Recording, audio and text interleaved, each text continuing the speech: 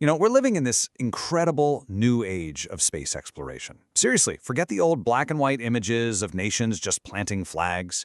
Today, we're talking about private companies launching thousands of satellites. We're talking about bold plans to mine the moon, to mine asteroids. It's a whole new kind of global competition, and it's heating up in the final frontier. But here's the thing. This cosmic gold rush is happening way faster than the rules can keep up. So how do we navigate this new frontier without it just turning into a total free-for-all? Well, let's break it down. Okay, so here is the absolute core of the problem. The main rulebook for space, the Outer Space Treaty, was written all the way back in 1967. Think about that. It was designed for a world where only a couple of superpowers could even dream of reaching orbit. It says space is for everyone and no one can own it. Simple enough, right? But now, fast forward to today, and you have commercial companies making serious plans to mine asteroids and nations building permanent bases on the moon. The old rules, well, they're just not built for this new reality. So, to really get a handle on what's going on up there, we're going to walk through 5 key areas. We'll kick things off with the new dynamics of this space race. Then we'll take a look at America's unique kind of power, the counter-alliance forming between China and Russia, the very real dangers and rewards at stake. And finally, we'll ask the big question: how do we even begin to govern this new frontier? Right, let's dive into our first section, a new kind of space race. And this one is defined by this huge disconnect between those old, dusty laws and these powerful new ambitions. This isn't just about who has the biggest rockets anymore, it's about who gets to write the rulebook for our entire future off-planet. That 1967 treaty is, well, it's pretty broad. It prohibits national appropriation, but it never really defines what that means. So here's the question. Can a private company, say, authorized by its home country, go up and extract a bunch of lunar resources and then sell them for profit? Is that considered use, which is allowed, or is that appropriation, which is not?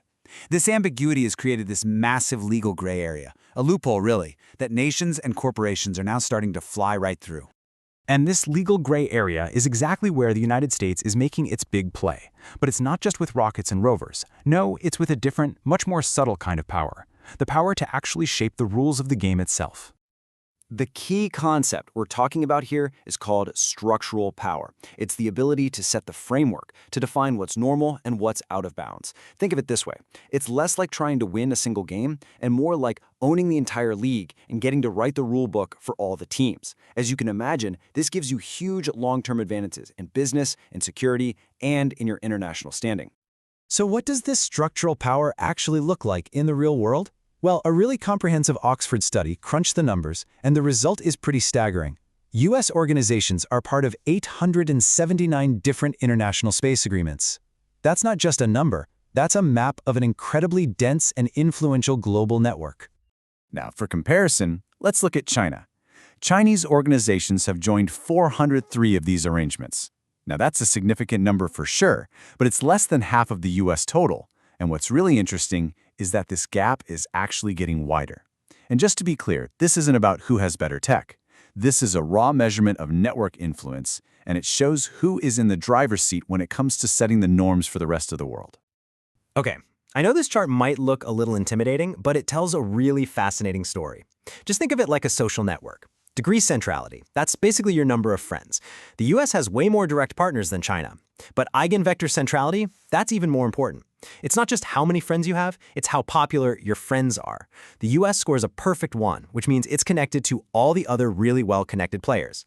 And between this shows how often the US is the essential bridge connecting to other countries that aren't talking to each other. So no matter how you slice this data, it shows the US isn't just another player in the network, it is the central hub that holds the whole thing together. And the Artemis Accords are the perfect example of this power in action. Think of them as the primary U.S. playbook for the moon. It's a whole series of agreements that sets out the principles for exploration. And crucially, it puts forward the U.S. interpretation of the Outer Space Treaty, which is that commercial resource extraction is totally allowed. And here's the kicker. To join NASA's amazing Artemis moon program, you have to sign on to these principles. It's an incredibly powerful incentive that basically spreads U.S. preferred rules across its huge network of allies. But not everybody is signing on to this American-led vision. In fact, a really powerful counter-narrative is emerging, and it's being led by a geopolitical alliance with a completely different plan for the cosmos. This quote from Vladimir Putin really gets to the heart of it. That no-limits partnership you hear about between China and Russia, it isn't just about what happens here on Earth.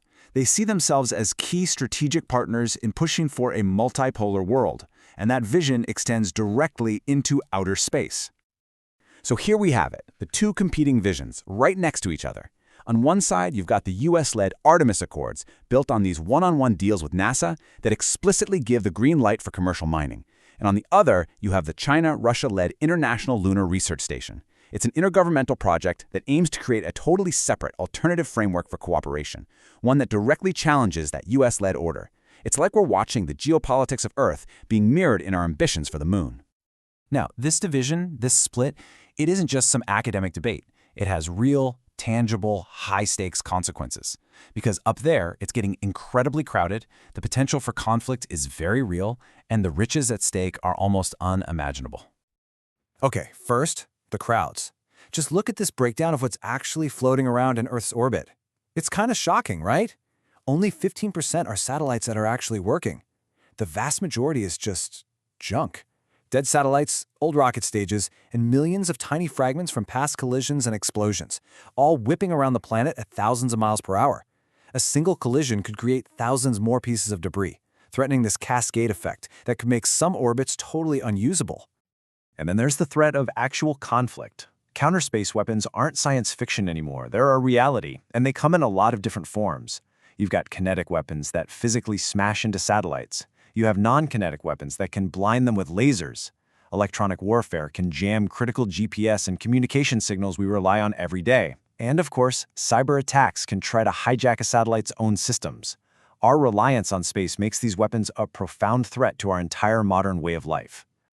And finally, the riches. Beyond all the military and strategic value, there is immense economic potential. The moon and asteroids have water that can be turned into rocket fuel right there in space.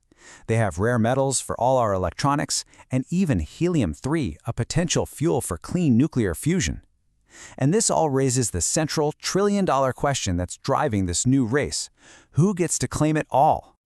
So, with the stakes this high, you have to ask, can we find a path forward?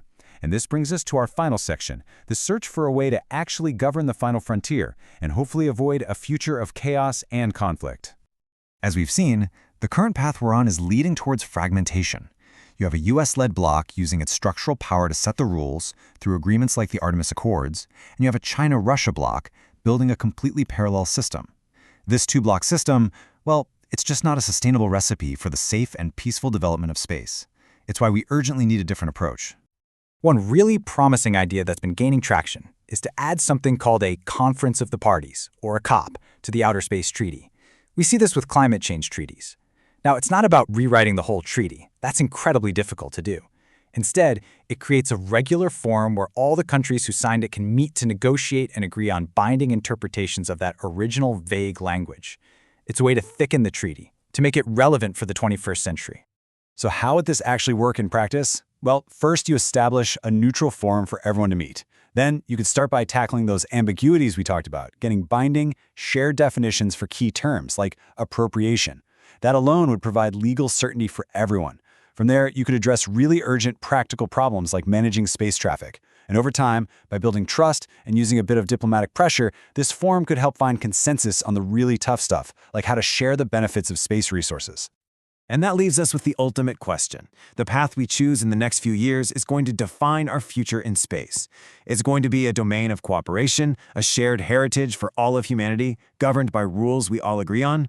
Or will the divisions we have here on Earth just follow us into the heavens, turning the final frontier into the next great power battlefield? Right now, the choice is still ours to make.